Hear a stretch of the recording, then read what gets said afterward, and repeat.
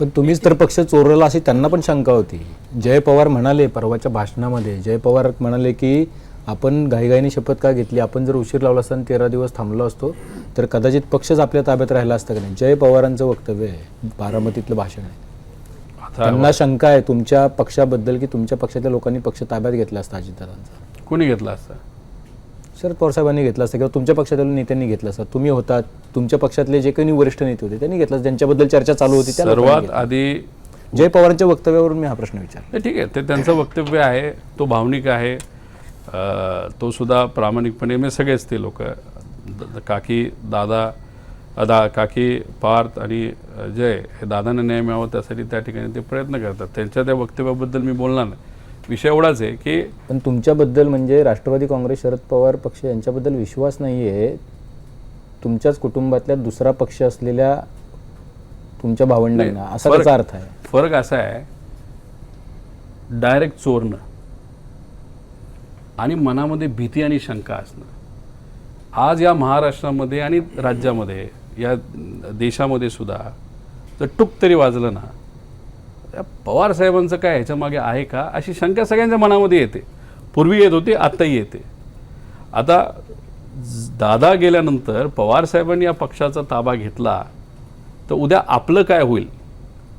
पक्षाचं चांगलंच होईल, पण आपलं काय होईल अशा शंका ज्याच्या मनामध्ये त्या ठिकाणी होत्या, अशी लोक असे अपप्रचार त्या ठिकाणी करतात. जय पवार काय म्हणतात हे की आपला पक्षच ताब्यात राहिला नसता तर मग? आता कसं असतं की जय राजकारणात तर नाही आहे, पण रोज सकाळ संध्याकाळ ज्या लोकांबरोबर चर्चेत तो बसत असेल ते लोक तेच सारखं जर बोलत असतील तर म्हणतो ना आपण, एखादी गोष्ट एकदा ऐकली आणि 10दा ऐकते तर ते आपल्या मनामध्ये नसताना सुद्धा आपल्याला खरी वाटायला लागते, असं येते.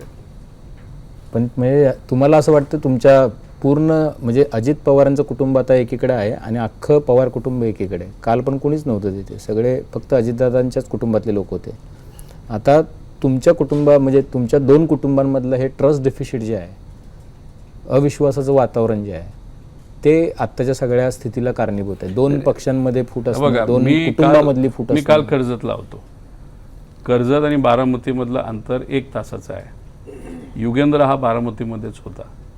जर फोनच नाही आला, निरोपच नाही आला तर मग आपण कसं जायचं हे तुम्ही समजून घ्या ना. निरोप आला असता तर आम्ही गेलो नसतो का? सुप्रियाताई गेल्या नसत्या का? मग निरोप नाही म्हणजे इच्छा नाही.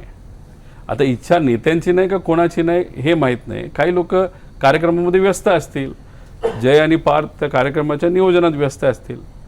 आता मग काही लोकांनी मार्गदर्शन करून कोणाकोणाला बोलवायचं हे त्यांचा त्या ठिकाणी निर्णय आहे. बऱ्याच लोकांना असं वाटतं ना की बारामतीची लढाई आहे, बारामती कोण ताब्यात घेणार, दादांनंतर बारामती कोणाची, बारामतीतून कोण लढणार. कुटुंबामध्ये पण बारामतीच्या वर्चस्वाचा संघर्ष आहे. या इलेक्शनमध्ये आता ते बिनविरोधच होईल असं आमची अपेक्षा आहे.